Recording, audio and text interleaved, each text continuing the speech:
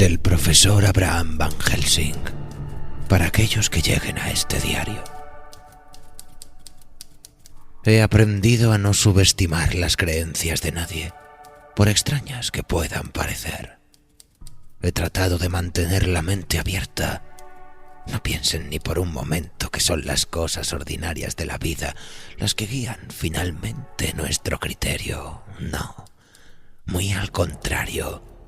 Solo ante las cosas extrañas, las más extraordinarias, es cuando uno duda de si está loco o cuerdo. Pensarán que no pueden confiar en mí. Mi reputación me precede. Excéntrico, lunático. Bien, si deciden no hacerlo, es porque aún no comprenden. Pero créanme si les digo que surgirán en sus vidas momentos en los que recordarán este testimonio, incluso cuando no puedan ni deban comprender todavía. Quizás, solo ante las puertas de la misma muerte, nos predisponemos a creer en lo inconcebible. Porque a todos nos llegará ese momento en que la confianza se hace plena, y verán cómo la luz del sol brilla a través de mis palabras y me bendecirán cada día de sus vidas, por su propio bien, por el bien de los demás y por el de aquellos a los que aman.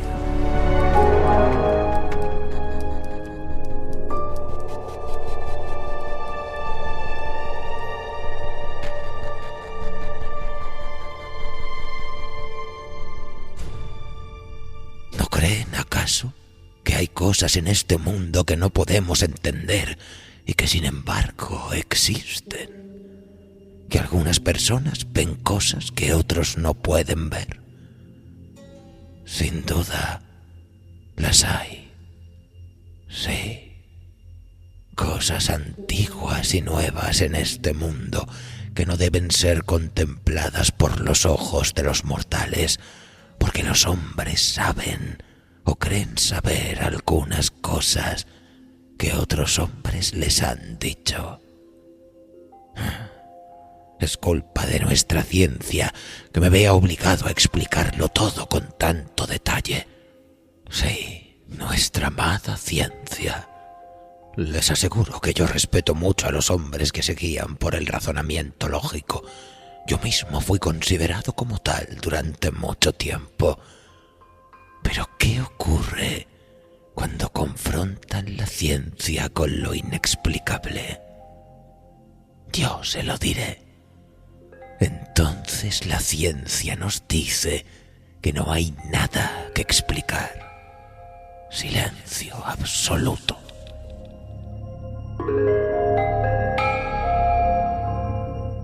No todo lo que vemos y oímos responde al reino de los sentidos. La biología, la química o la física están lejos de encontrar los caminos que me dispongo a transitar, y es muy probable que no lleguen a explicarlos nunca. Yo he visto cosas ante las que la ciencia aparta la mirada con horror y desconcierto. Plagas que son maldiciones, enfermedades que parecen conjuraciones, criaturas que ningún dios en su sano juicio se atrevería a engendrar sobre la tierra. Nosferatu, das Vampire, un no muerto surgido de las entrañas del abismo para atormentar la carne y el espíritu de los vivos, porque ellos no pueden morir, sino que deben continuar siglo tras siglo, añadiendo nuevas víctimas, multiplicando los males del mundo, pues todos los que mueren a causa de los no muertos se convierten ellos mismos en no muertos y se aprovecharán de los de su especie. Y así el círculo se va ensanchando, como las ondas que se forman cuando se arroja una piedra en el agua. Solo terminando con la maldición del no muerto podrá descansar el alma de aquellos que fueron sus víctimas. Solo entonces volverán a ser libres.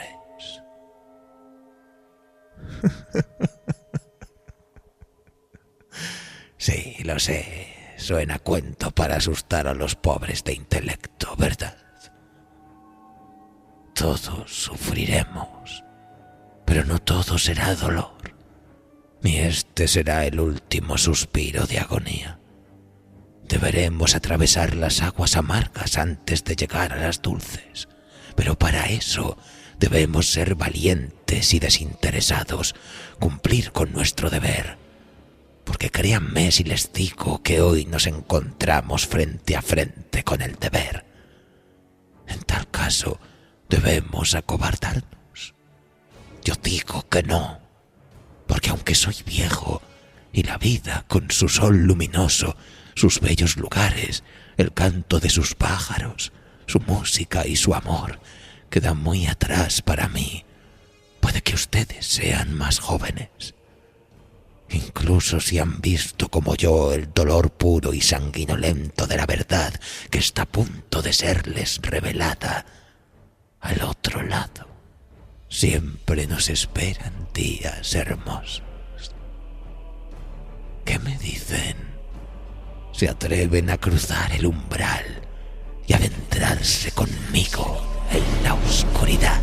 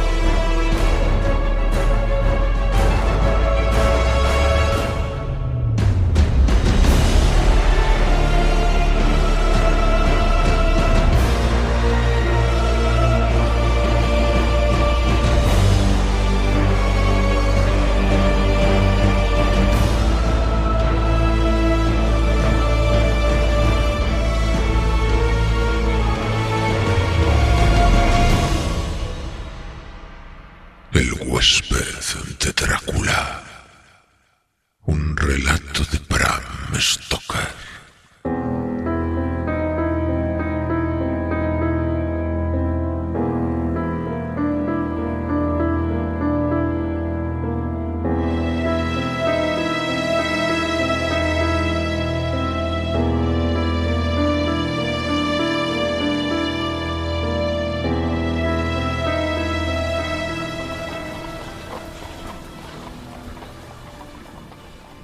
Cuando iniciamos nuestro paseo, el sol brillaba intensamente sobre Múnich y el aire estaba repleto de la alegría propia de comienzos del verano.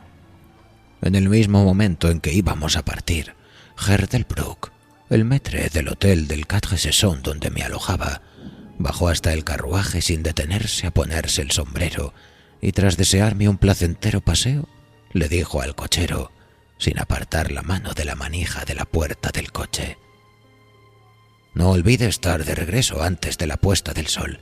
El cielo parece claro, pero se nota un frescor en el viento del norte que me dice que puede haber una tormenta en cualquier momento. Pero estoy seguro de que no se retrasará, pues ya sabe qué noche es», dijo con una sonrisa. Y Johann, el cochero, le contestó con un enfático «Ja, mein Herr».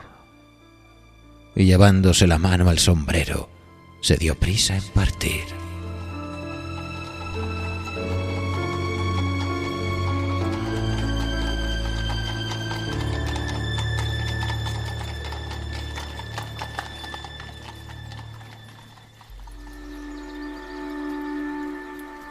Cuando hubimos salido de la ciudad, le dije, tras indicarle que se detuviera: «Dígame, Johann, ¿qué noche es hoy?».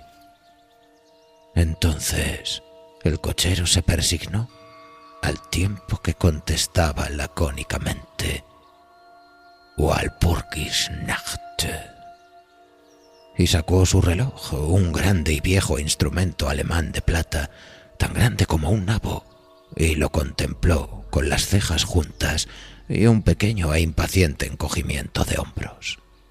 Me di cuenta de que aquella era su forma de protestar respetuosamente contra el innecesario retraso y me volví a recostar en el asiento, haciéndole señas de que prosiguiese. Reanudó una buena marcha, como si quisiera recuperar el tiempo perdido.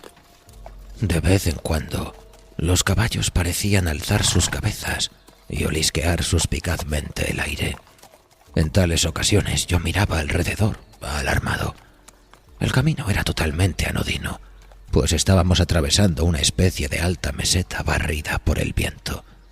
Mientras viajábamos, vi un camino que parecía muy poco usado y que aparentemente se hundía en un pequeño y serpenteante valle. Parecía tan evocador que, aun arriesgándome a ofenderlo, le dije a Johann que se detuviera, y cuando lo hubo hecho, le expliqué que me gustaría que bajase por allí. Me dio toda clase de excusas y se persignó con frecuencia mientras hablaba. Esto, de alguna forma, excitó mi curiosidad, así que le hice varias preguntas. Respondió evasivamente, sin dejar de mirar una y otra vez su reloj como protesta. Al final, le dije: «Bueno, Johann, quiero bajar por ese camino. No le diré que venga si no lo desea, pero cuénteme al menos por qué no quiere hacerlo. Eso es todo lo que le pido». Como respuesta, pareció zambullirse desde el pescante por lo rápidamente que llegó al suelo. Entonces extendió sus manos hacia mí en gesto de súplica y me imploró que no fuera. Mezclaba el suficiente inglés con su alemán como para que yo entendiese el hilo de sus palabras. Parecía estar siempre a punto de decirme algo, cuya sola idea era evidente que le aterrorizaba, pero cada vez se echaba atrás y decía mientras se persignaba: «Walpurgisnacht, Walpurgisnacht». Traté de argumentar con él, pero era difícil discutir con un hombre cuyo idioma no hablaba. Ciertamente, él tenía todas las ventajas, pues aunque comenzaba hablando en inglés, un inglés muy burdo y entrecortado, siempre se excitaba y acababa por revertir a su idioma natal, y cada vez que lo hacía miraba su reloj. Entonces, los caballos se mostraron inquietos y olisquearon el aire. Ante esto, palideció y, mirando a su alrededor de forma asustada, saltó de pronto hacia adelante, los aferró por las bridas y los hizo avanzar unos 10 metros. Yo lo seguí y le pregunté por qué había hecho aquello. Como respuesta, se persignó de nuevo, señaló al punto que había abandonado y apuntó con su látigo hacia el otro camino, indicando una cruz y diciendo primero en alemán y luego en inglés: «Enterrados. Estar enterrados los que matarse ellos mismos». Recordé la vieja costumbre de enterrar a los suicidas en los cruces de caminos. «Oh, ya veo, un suicida. ¡Qué interesante!». Pero a fe mía que no podía saber por qué estaban asustados los caballos. Mientras hablábamos, escuchamos un sonido que era un cruce entre el aullido de un lobo y el ladrido de un perro.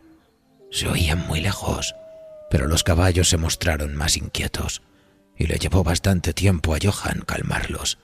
Estaba muy pálido, y dijo entonces: «Suena como lobo, pero no hay lobos aquí ahora». «¿No? Hace mucho tiempo desde que los lobos estuvieron tan cerca de la ciudad». Mucho. En primavera y verano, pero con la nieve, los lobos no mucho lejos». Mientras acariciaba los caballos y trataba de calmarlos, oscuras nubes comenzaron a pasar rápidas por el cielo. El sol desapareció y una bocanada de aire frío sopló sobre nosotros. No obstante, tan solo fue un soplo, y más parecía un aviso que una realidad, pues el sol volvió a salir brillante. Johann miró hacia el horizonte haciendo visera con su mano y dijo: «La tormenta de nieve venir dentro de muy poco».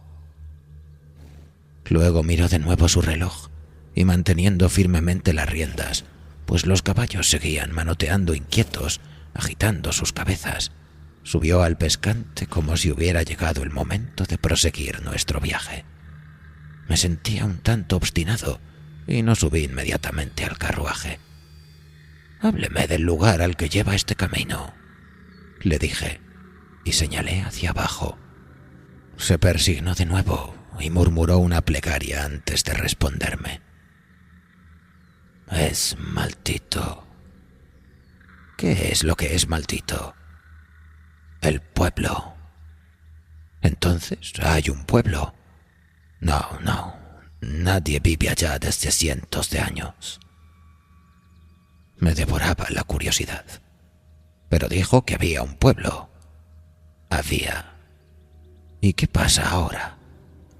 Como respuesta, se lanzó a desgranar una larga historia en alemán y en inglés, tan mezclados que casi no podía comprender lo que decía, pero a grandes rasgos logré entender que hacía muchos cientos de años habían muerto allí personas que habían sido enterradas, y se habían oído ruidos bajo la tierra, y cuando se abrieron las fosas, se hallaron a los hombres y mujeres con el aspecto de vivos y las bocas rojas de sangre.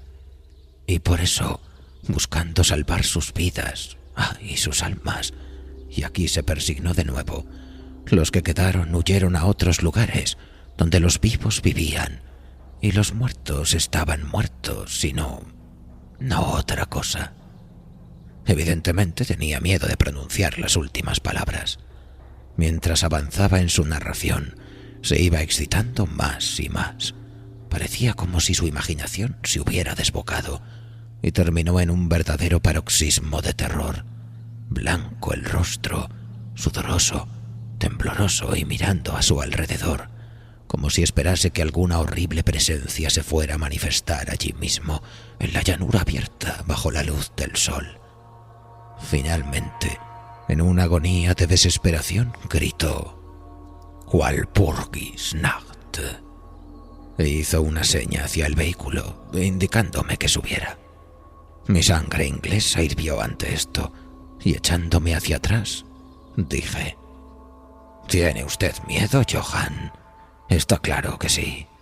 Regrese, yo volveré solo. Un paseo a pie me sentará bien». La puerta del carruaje estaba abierta. Tomé del asiento el bastón de roble que siempre llevo en mis excursiones y cerré la puerta. Señalé el camino de regreso a Múnich y repetí: «Regrese, Johann. La noche de Walpurgis no tiene nada que ver con los ingleses».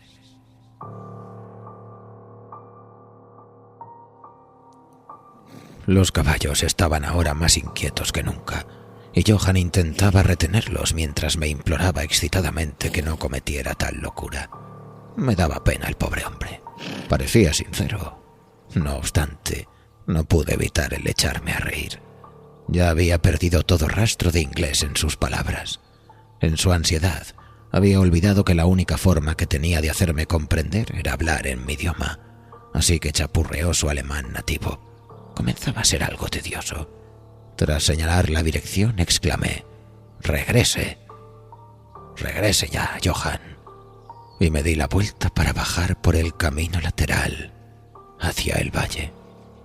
Con un gesto de desesperación, Johann volvió sus caballos hacia Múnich. Me apoyé sobre mi bastón y lo contemplé alejarse. Marchó lentamente por un momento. Luego, sobre la cima de una colina, apareció un hombre alto y delgado. No podía verlo muy bien a aquella distancia. Cuando se acercó a los caballos, estos comenzaron a encabritarse y a patear. Luego relincharon aterrorizados y echaron a correr locamente. Los contemplé perderse de vista y luego busqué al extraño, pero me di cuenta de que también él había desaparecido. Me volví con ánimo tranquilo hacia el camino lateral que bajaba hacia el profundo valle que tanto había preocupado a Johann. Por lo que podía ver, no había ni la más mínima razón para esta preocupación, y diría que caminé durante un par de horas sin pensar en el tiempo ni en la distancia, y ciertamente sin ver ni persona ni casa alguna. En lo que a aquel lugar se refería, era una verdadera desolación. pero no me di cuenta de esta particularidad hasta que al dar la vuelta a un recodo del camino llegué hasta el disperso lindero de un bosque. Entonces me percaté de que inconscientemente había quedado impresionado por la desolación de los lugares por los que acababa de pasar. Me senté para descansar y comencé a mirar a mi alrededor. Me fijé en que el aire era mucho más frío que cuando había iniciado mi camino. Parecía rodearme un sonido susurrante en el que se oía de vez en cuando, muy en lo alto, algo así como un rugido apagado. Miré hacia arriba y pude ver que grandes y densas nubes corrían rápidas por el cielo, de norte a sur, a una gran altura. Eran los signos de una tormenta que se aproximaba por algún lejano estrato de aire. Noté un poco de frío y, pensando que era por haberme sentado tras la caminata, reinicié mi paseo.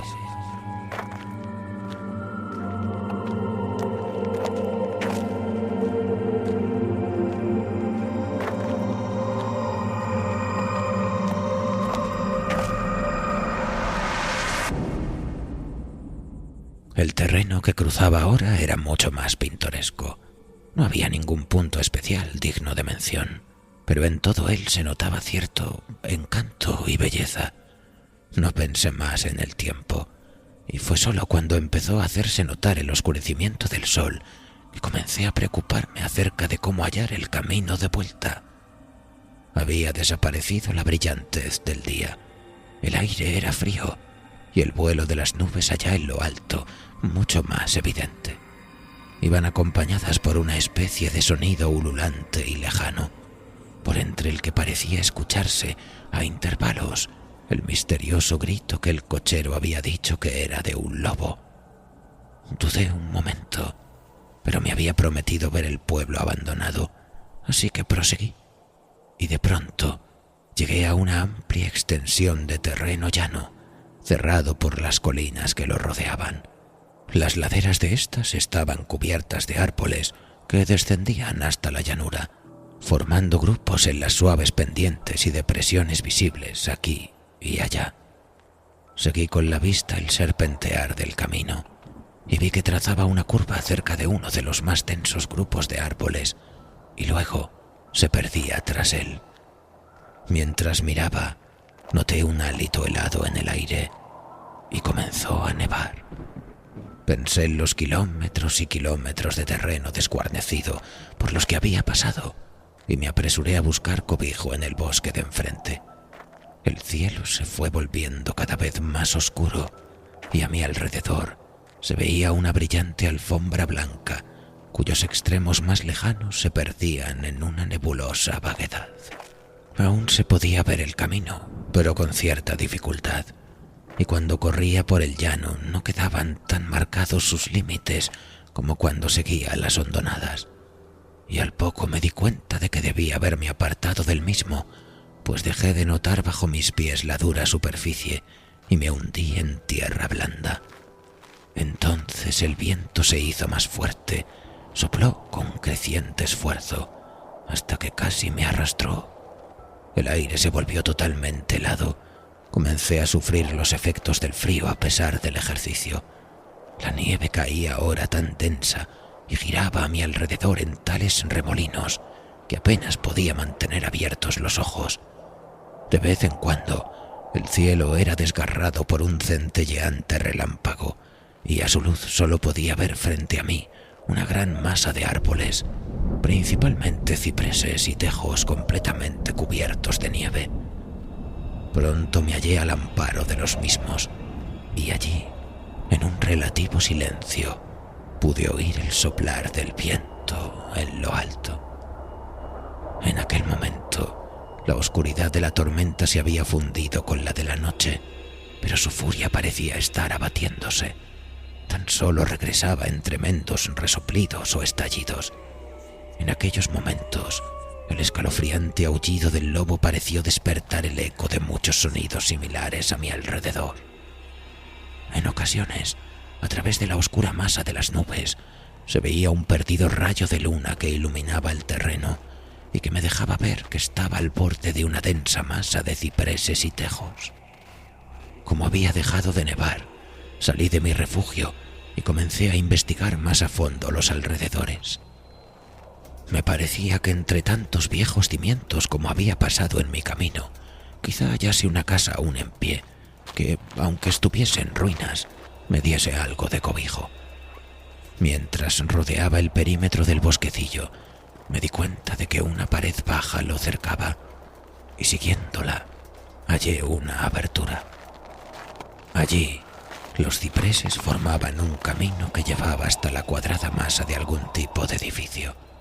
No obstante, en el mismo momento en que la divisé, las errantes nubes oscurecieron la luna y atravesé el sendero en tinieblas. El viento debió de hacerse más frío, pues noté que me estremecía mientras caminaba, pero tenía esperanzas de hallar un refugio, así que proseguí mi camino a ciegas.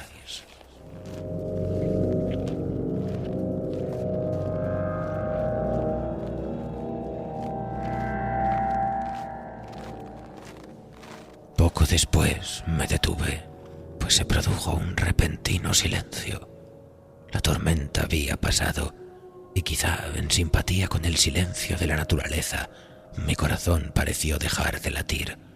Pero eso fue tan solo momentáneo, pues repentinamente la luz de la luna se abrió paso por entre las nubes, mostrándome que me hallaba en un cementerio y que el objeto cuadrado situado frente a mí era una enorme tumba de mármol, tan blanca como la nieve que lo cubría todo. Con la luz de la luna llegó un tremendo suspiro de la tormenta, que pareció reanudar su carrera con un largo y grave aullido, como el de muchos perros o lobos. Me sentía anonadado y noté que el frío me calaba hondo hasta parecer aferrarme el corazón. Entonces, mientras la oleada de luz lunar seguía cayendo sobre la tumba de mármol, la tormenta dio muestras de reiniciarse, como si quisiera volver atrás. Impulsado por alguna especie de fascinación, me aproximé a la sepultura para ver de quién era y por qué una construcción así se alzaba solitaria en semejante lugar. La rodeé y leí sobre la puerta dórica en alemán: Condesa Dollingen de Graz, en Estiria, buscó y halló la muerte en 1801.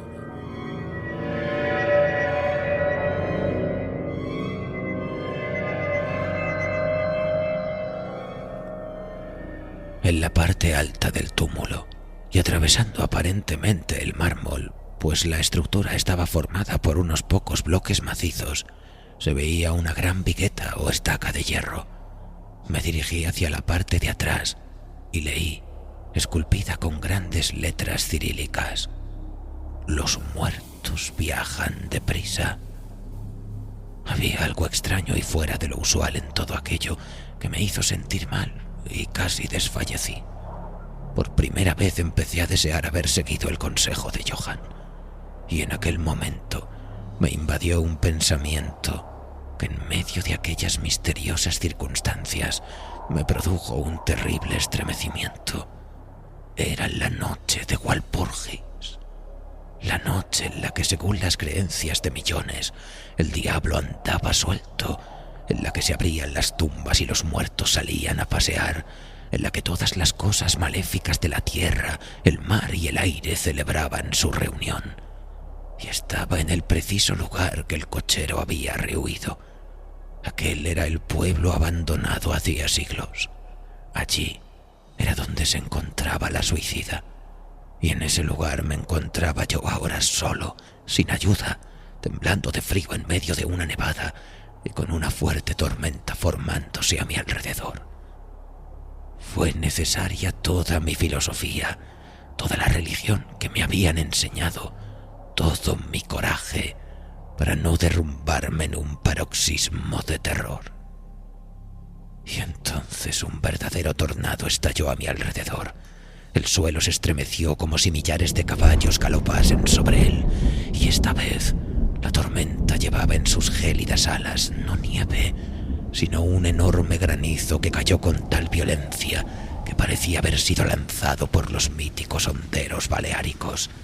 Piedras de granizo que aplastaban hojas y ramas y que negaban la protección de los cipreses, como si en lugar de árboles hubieran sido espigas de cereal. Al primer momento corrí hasta el árbol más cercano, pero pronto me vi obligado a abandonarlo y buscar el único punto que parecía ofrecer refugio, la profunda puerta dórica de la tumba de mármol. Allí, acurrucado contra la enorme puerta de bronce, conseguí una cierta protección contra la caída del granizo, pues ahora solo me golpeaba al rebotar contra el suelo y los costados de mármol. Al apoyarme contra la puerta, esta se volvió ligeramente y se abrió un poco hacia adentro. Incluso el refugio de una tumba era bienvenido en medio de aquella despiadada tempestad, y estaba a punto de entrar en ella, cuando se produjo el destello de un relámpago que iluminó toda la extensión del cielo. En aquel instante, lo juro por mi vida, vi, pues mis ojos estaban vueltos hacia la oscuridad del interior, a una bella mujer, de mejillas sonrosadas y rojos labios, aparentemente dormida sobre un féretro.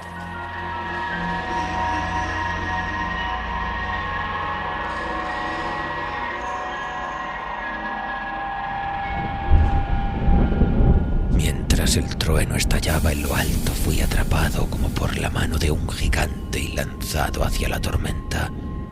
Todo aquello fue tan repentino que antes de que me llegara el impacto, tanto moral como físico, me encontré bajo la lluvia de piedras. Al mismo tiempo tuve la extraña y absorbente sensación de que no estaba solo. Miré hacia el túmulo y en aquel mismo momento se produjo otro cegador relámpago que pareció golpear la estaca de hierro que dominaba el monumento y llegar por ella hasta el suelo, resquebrajando, desmenuzando el mármol como en un estallido de llamas.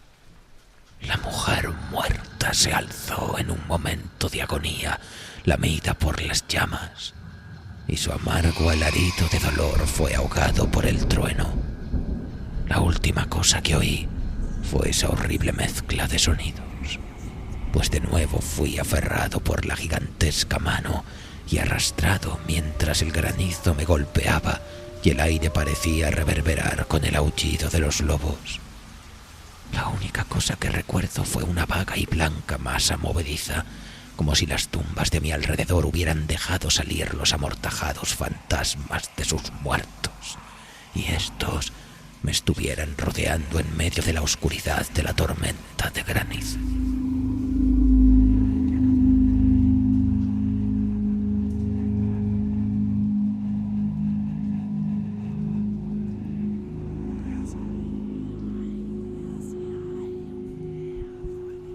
Gradualmente volvió a mí una especie de confuso inicio de consciencia. Luego fue una sensación de cansancio aniquilador.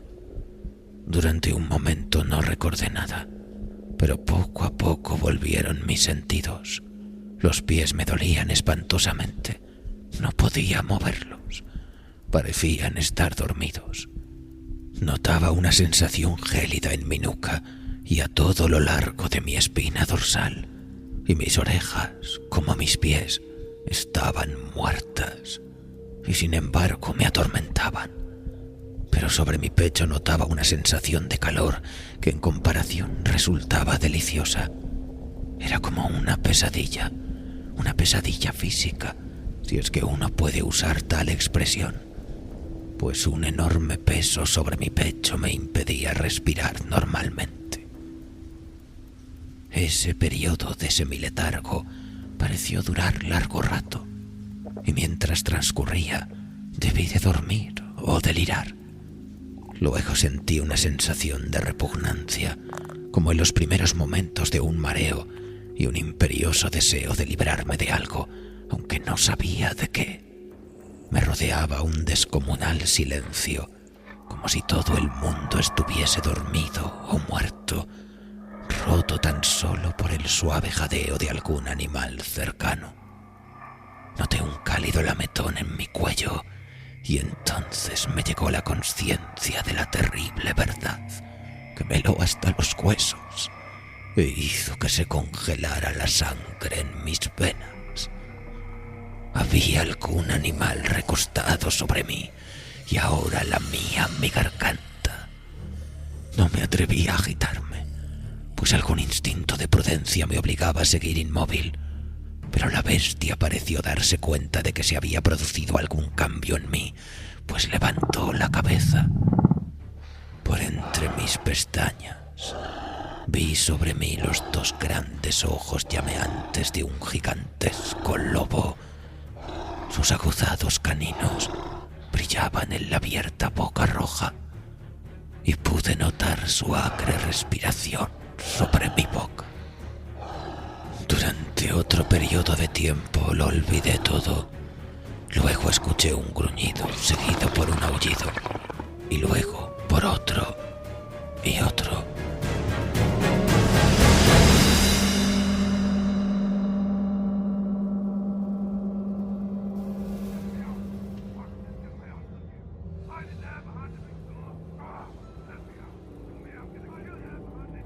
Después, aparentemente muy a lo lejos, escuché muchas voces gritando al unísono. Alcé cautamente la cabeza y miré en la dirección de la que llegaba el sonido, pero el cementerio bloqueaba mi visión. El lobo seguía aullando de una extraña manera y un resplandor rojizo comenzó a moverse por entre los cipreses, como siguiendo el sonido. Cuando las voces se acercaron, el lobo aulló más fuerte. Yo temía hacer cualquier sonido, cualquier movimiento. El brillo rojo se acercó más, por encima de la alfombra blanca que se extendía en la oscuridad que me rodeaba, y de pronto, de detrás de los árboles, surgió al trote una patrulla de jinetes llevando antorchas. El lobo se apartó de encima de mí y escapó por el cementerio. Vi como uno de los jinetes, soldado según parecía por sus gorras y sus largas capas militares, alzaba su carabina y apuntaba. Un compañero golpeó su brazo hacia arriba y escuché como la bala zumbaba sobre mi cabeza. Evidentemente me había tomado por el lobo. Otro divisó al animal mientras se alejaba y se oyó un disparo. Luego, al galope, la patrulla avanzó, algunos hacia mí y otros siguiendo al lobo mientras éste desaparecía entre los nevados cipreses.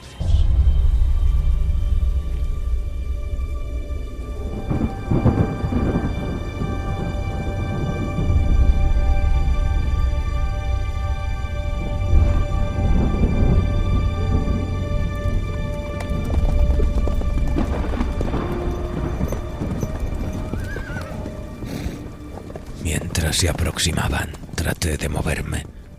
No lo logré, aunque podía ver y oír todo lo que sucedía a mi alrededor. 2 o 3 de los soldados saltaron de sus monturas y se arrodillaron a mi lado. Uno de ellos alzó mi cabeza y colocó su mano sobre mi corazón. Buenas noticias, camaradas. Su corazón todavía late. Entonces vertieron algo de brandy entre mis labios. Me dio vigor y fui capaz de abrir del todo los ojos y mirar a mi alrededor. Por entre los árboles se movían luces y sombras, y oí cómo los hombres se llamaban los unos a los otros. Se agruparon, lanzando asustadas exclamaciones, y las luces centellearon cuando los otros entraron amontonados en el cementerio como posesos. Cuando los primeros llegaron hasta nosotros, los que me rodeaban preguntaron ansiosos: ¿lo hallaron? La respuesta fue apresurada. No, vámonos pronto. Este no es lugar para quedarse, y menos en esta noche. ¿Qué era?, preguntaron algunos en varios tonos de voz.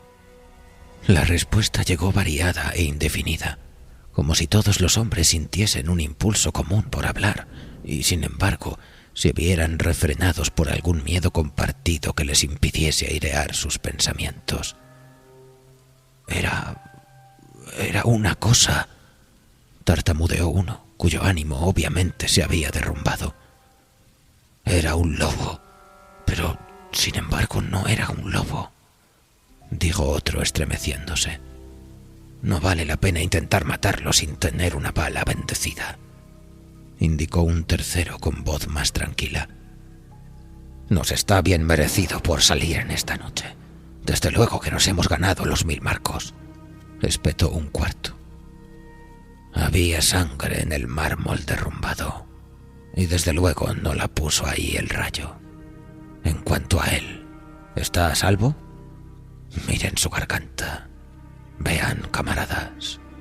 El lobo estaba echado encima de él, dándole calor. El oficial miró mi garganta y replicó: Está bien, la piel no ha sido perforada. ¿Qué significará todo esto? Nunca lo habríamos hallado de no haber sido por los aullidos del lobo. ¿Qué es lo que ocurrió con ese lobo?, preguntó el hombre que sujetaba mi cabeza, que parecía ser el menos aterrorizado del grupo, pues sus manos estaban firmes, sin temblar. En su bocamanga se veían los galones de suboficial.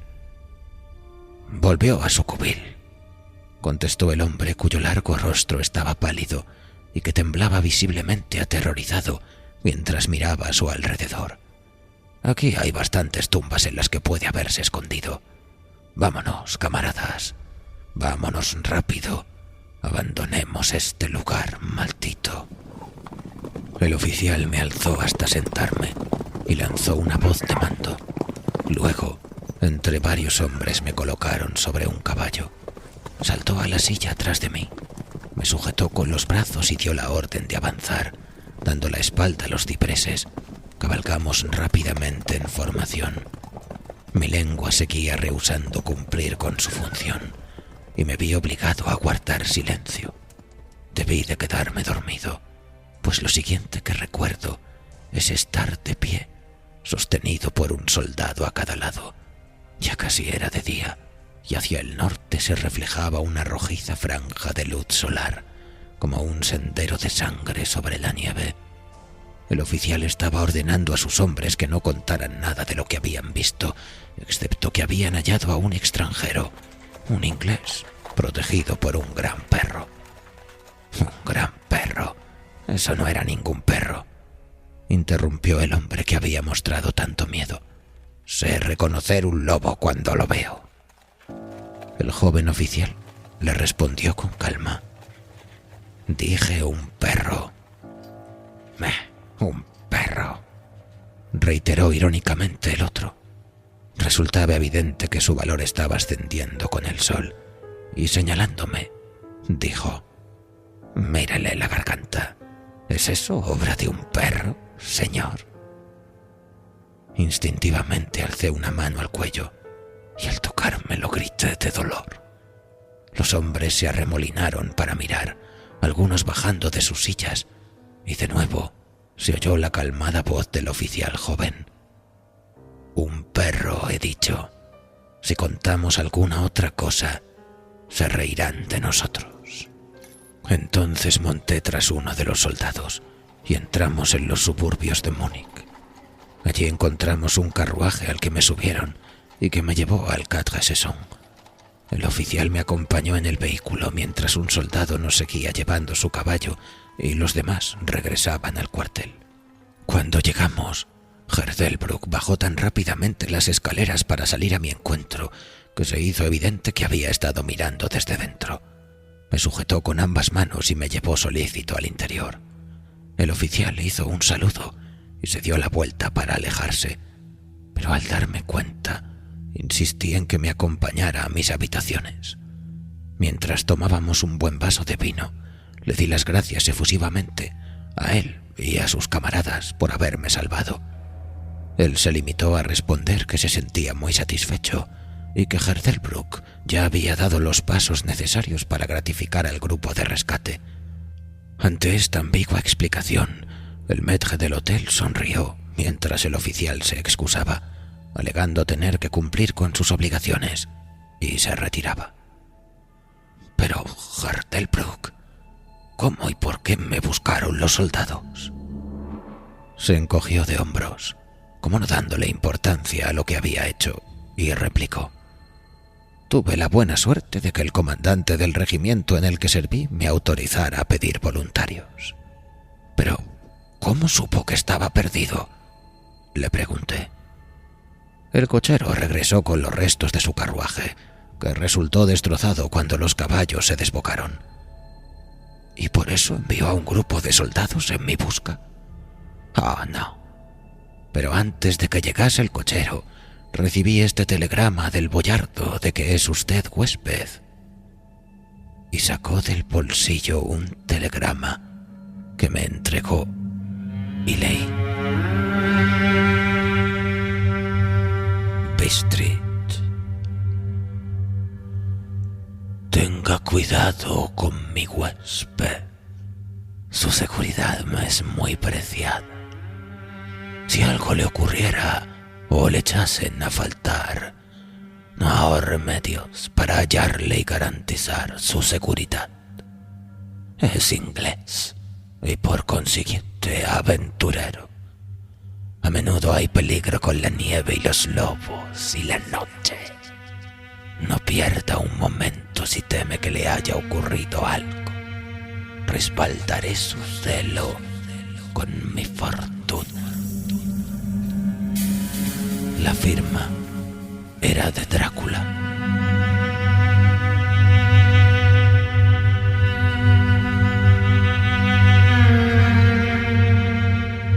Mientras sostenía el telegrama en mi mano, la habitación pareció girar a mi alrededor. Y si el atento maître d'hôtel no me hubiera sostenido, creo que me hubiera desplomado. Había algo tan extraño en todo aquello, algo tan fuera de lo corriente e imposible de imaginar, que me pareció ser en alguna medida el juguete de enormes fuerzas. Esta sola idea me paralizó. Ciertamente me hallaba bajo alguna clase de misteriosa protección.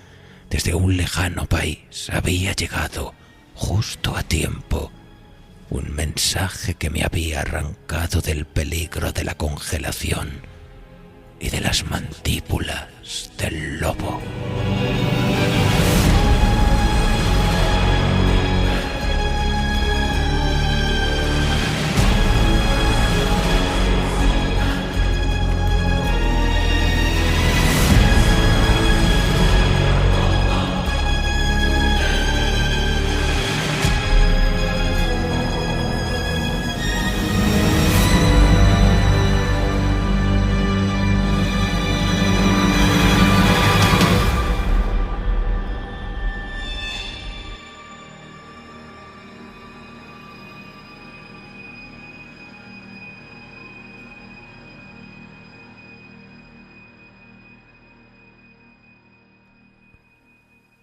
¿Les ha gustado el relato, amigos? Sin duda una obra magna del maestro Bram Stoker, ¿no creen? La historia de los vampiros se remonta a las crónicas de una antigüedad desconocida, cuando en las noches lúgubres despertaban los horrores ancestrales de un mundo apenas esbozado, una tierra tan solo empezada a modelar.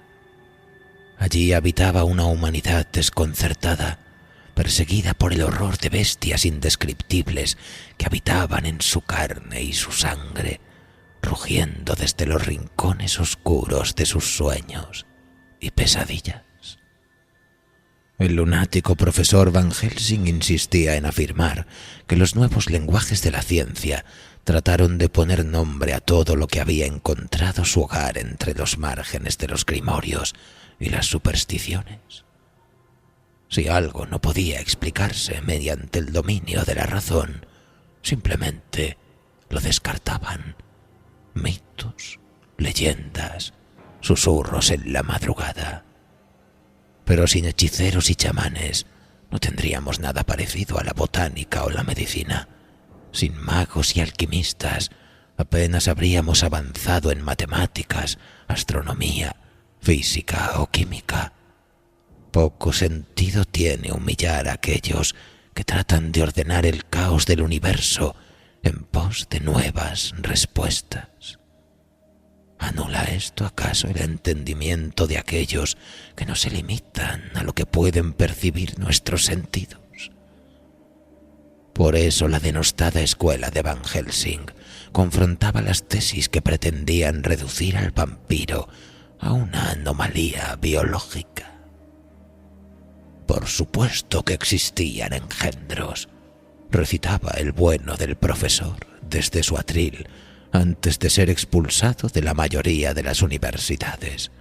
Engendros capaces de desconcertar y enloquecer a cualquiera, porque no se trata tan solo de un animal, no son solo bestias cuya naturaleza es incapaz de responder al análisis o el método científico. No. Hay cosas que la verdad no puede diseccionar en una sala repleta de académicos que imprimen y distribuyen enciclopedias, asegurando que todo lo que se sale de su criterio pertenece al reino del oscurantismo. La verdad está plagada de máscaras, e incluso cuando pensamos haberle arrebatado hasta la última de ellas, nos sorprende con un nuevo rostro. Por eso, una simple autopsia resulta insuficiente, ridícula.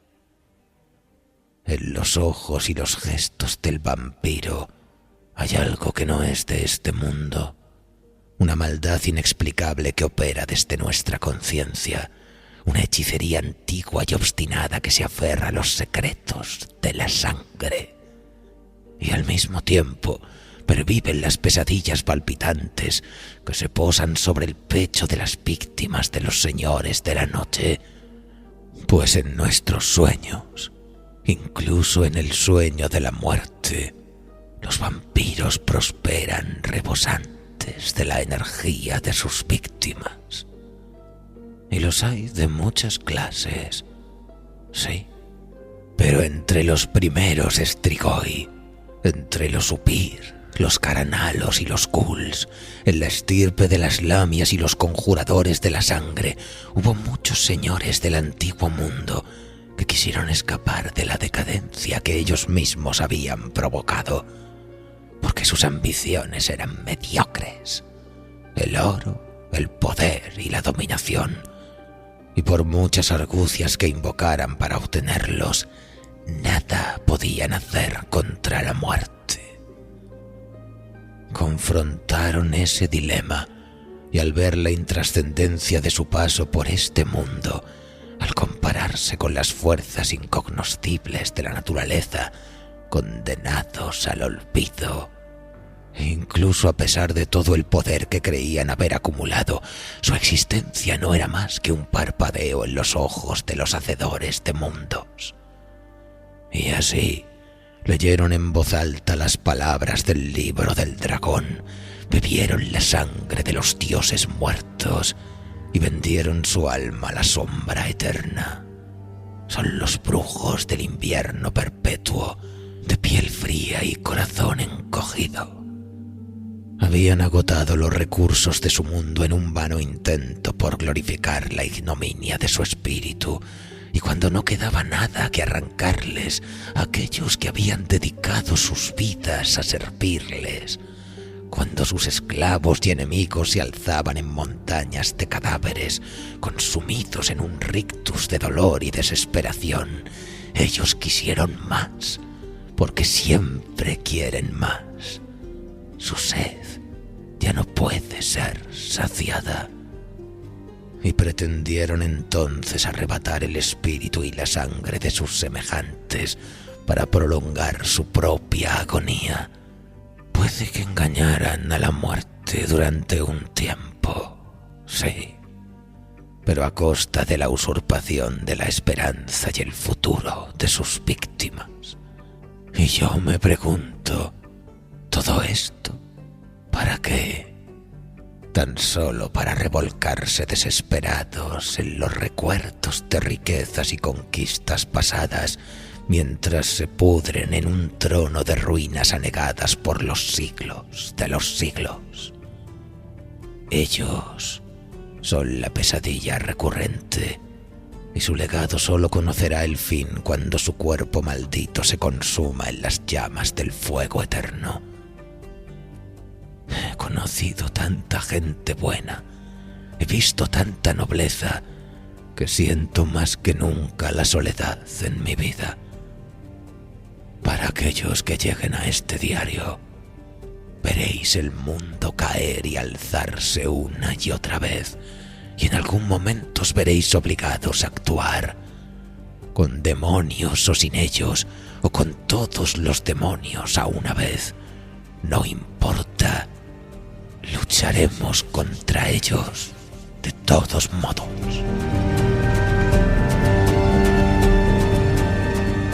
Diarios del profesor Abraham Van Helsing.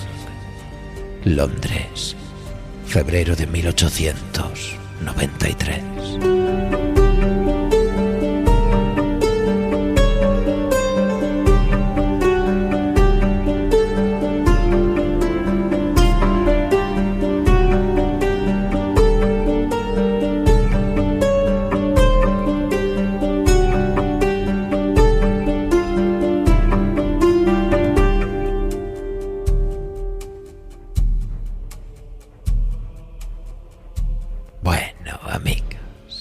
Y mientras reflexionamos sobre esta y otras diatribas de los chupasangres ancestrales, recuerden que pueden escucharnos cuando a ustedes les plazca a través de nuestro podcast en www.evox.com o en nuestro portal dimensional en noviembrenocturno.com. No podemos irnos sin agradecer una vez más a todos nuestros mecenas su apoyo tentacular, sin el cual nada de esto sería posible. Y si quieren sustentar la invocación de nuevos y fantásticos relatos, recuerden visitar el perfil de Noviembre Nocturno en iVoox y pulsar sobre el botón de apoyar. Por poco más de €1 podrán ayudarnos a mantener a flote este delirante proyecto en tiempos oscuros. Como toda ayuda es poca, recuerden también darle al like, compartir y comentar nuestras invocaciones para celebración y jolgorio de los maestros de la literatura fantástica, de terror y ciencia ficción. ¿Quién sabe? Quizás algún día podamos invocar al gran soñador submarino. Nosotros, por nuestras partes, nos vamos a tomar un whisky a deshora, porque somos felices con poco. Les deseamos una apacible madrugada desde noviembre.